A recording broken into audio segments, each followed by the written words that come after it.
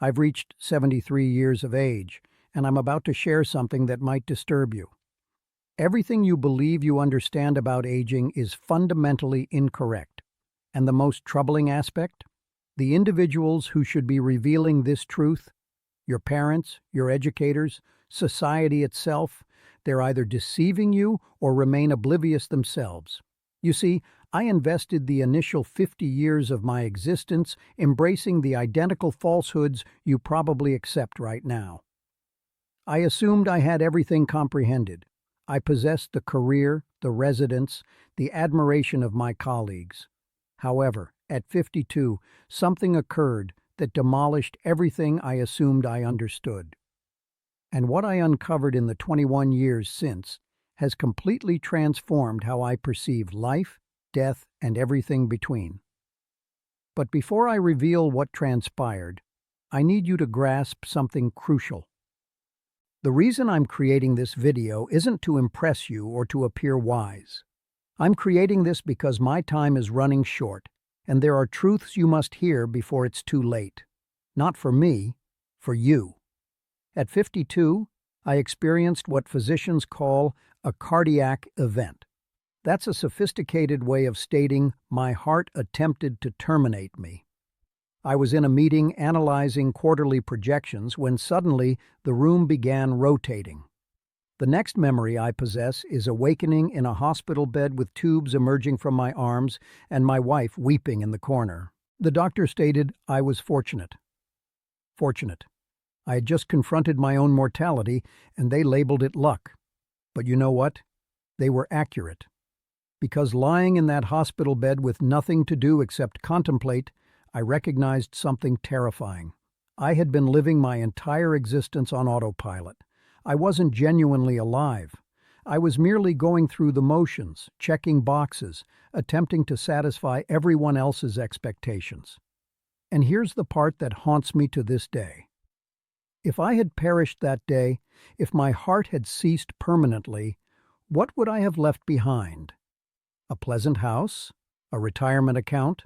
A collection of achievements that nobody would remember in 5 years? Let me tell you the biggest lie you're probably telling yourself right now. I have time. I'll do that later. When I'm older, I'll finally live the life I want. I see young people in their 20s, 30s, even 40s, and they're all saying the identical thing. When I make more money, then I'll be happy. When I get that promotion, then I'll relax. When the kids are grown, then I'll travel. When I retire, then I'll finally do what I love. Let me save you 50 years of regret with one simple truth. That day never arrives. You know why? Because the goalposts keep shifting. You get the promotion, and suddenly you need the next one. You make more money, and suddenly you need more money. You're always pursuing something just out of reach. And before you realize it, you're 70 years old wondering where your life disappeared. I did this. I spent 30 years climbing a ladder only to discover when I reached the top that it was leaning against the wrong wall. And you can't climb back down and start over. Time doesn't function that way. Here's something nobody reveals to you when you're young. Success is a terrible objective. And I say this as someone who achieved everything I set out to achieve. I made partner at my firm. I bought the house. I had the respect of my colleagues. And you know what? None of it mattered. You achieve your goal, and for approximately 48 hours, you feel amazing. Then the sensation fades. You're back to baseline. Now you require a new goal, a bigger achievement, more validation. It's a hamster wheel. I had a friend who died 3 years ago at 68. Worked 70-hour weeks his entire life, built a multi-million-dollar business, never took a real vacation, kept saying he'd slow down next year. Next year came and he had a stroke. At his funeral, his son said, "My father was a successful man, but I barely knew him." Is that the legacy you want? Your regrets won't be about the things you did wrong. They'll be about the things you didn't do at all. I don't lie awake at night thinking about failed business deals. Those don't matter. You know what keeps me up? The trip to Japan I never took because I was too busy. The relationship with my brother that I let deteriorate. The book I always wanted to write but never started. The time I didn't spend with my kids because I was working late. These things eat at you. The missed opportunities, the roads not taken, the love you didn't express, the risks you didn't take because you were afraid, the people you love, your parents, your siblings, your close friends. You think you have unlimited time with them. You don't, and one day that time will run out. My father died when I was 45. We had a complicated relationship, and I was always too busy to really work on it. I kept thinking we'd have time to talk when I was less busy. We never got that chance. Heart attack, gone within hours. And you know my biggest regret? All the Sundays I didn't call him. All the times I was too tired to drive over for dinner. All the little moments I let slip away. There won't always be more. After my heart attack, I made big changes, stepped back from work, started saying no to things that didn't matter, started saying yes to things I had put off for decades. In these last 21 years, I've learned more about life than I did in the previous 52. What matters is embarrassingly simple. Time with people you love. Work that feels meaningful to you. Experiencing things, not owning things. Creating memories, being present. I know it sounds simple. When I was your age, I would have rolled my eyes. Sure, but I have bills to pay. And yes, you do. I'm not saying quit your job.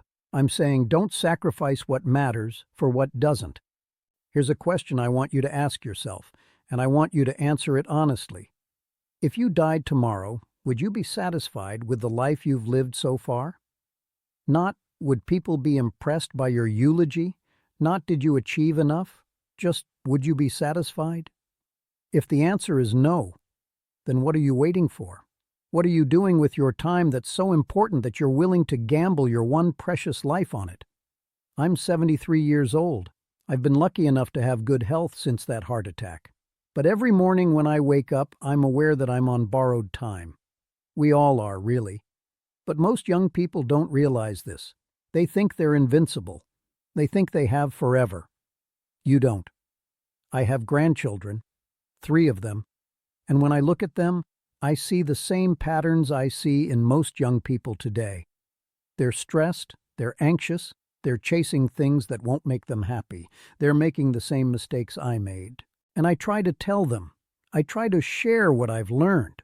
But you know what? They don't really listen. Not because they're bad kids, but because they can't. They're living in a storm right now. They can't see the patterns yet. They think their situation is unique, that the old rules don't apply to them. That's why I'm making this video. Because maybe, just maybe, if enough people hear this message, someone will actually listen. Someone will make different choices. Someone will avoid the regrets that haunt people like me. Every single day, you're getting closer to death.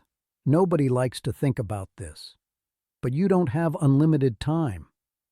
Neither do the people you love. Your parents, if they're still alive, they're getting older every day. One day, probably sooner than you think, they won't be here.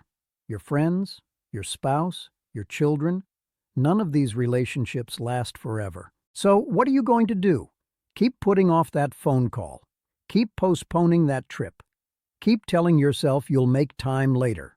Or are you going to wake up today and start living like your time is limited? Because it is. If I could go back and talk to my 30-year-old self, here's what I would say. Stop trying to impress people who don't matter. Stop sacrificing your health for your career. Stop putting off joy until someday. Stop waiting for permission to live the life you want. Start calling your parents more often. Start taking the trips you dream about. Start doing the things that scare you. Start saying no to obligations that drain you. Start saying yes to experiences that fulfill you.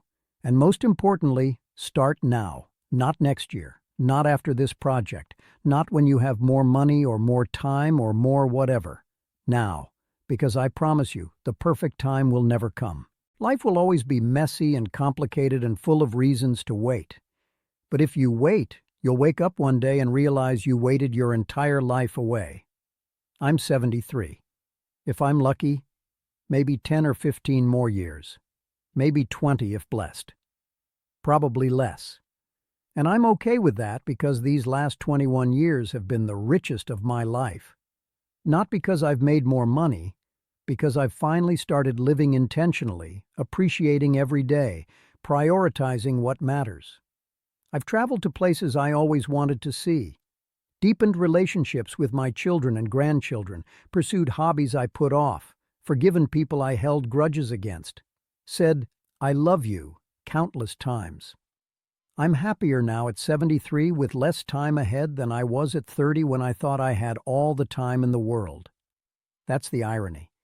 When you understand time is limited, you start to actually live. You stop wasting it. You stop postponing joy. You start creating the right time. You have a choice right now, today. Keep living the way you're living, chasing success, putting off happiness, telling yourself you'll make time later, or wake up. Realize time is running out faster than you think, and the life you're waiting to live needs to start now. I can't make this choice for you. But I can tell you, you don't want to be 73 looking back, wishing you made different choices. Don't waste 52 years figuring this out. Learn from my mistakes. Live intentionally. Prioritize what matters. Stop waiting for someday. Someday is today. It always has been. If this resonates, share this video. Leave a comment. Tell me what you're going to do differently. Subscribe, because I have more truths to share and not much time left. The clock is ticking. What are you going to do with your time?